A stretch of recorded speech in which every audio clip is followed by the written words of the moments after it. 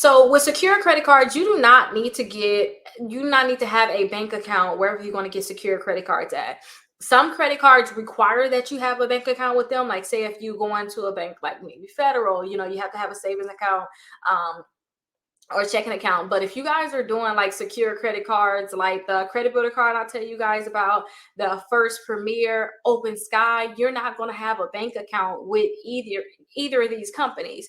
So what you have to do is you just have to put a deposit down on secure credit cards. That's how it works. You put a security deposit down, and then you can put your security deposit down sometimes between 200 and it can be all the way up to sometimes like $5,000 you can put down. Some of these credit cards, after you put your deposit down, they send your card in the mail. But some of these cards, after 6 months, 12 months, they're going to graduate where they're going to give you your money back, whatever you put down as your deposit, and then give you a regular credit card.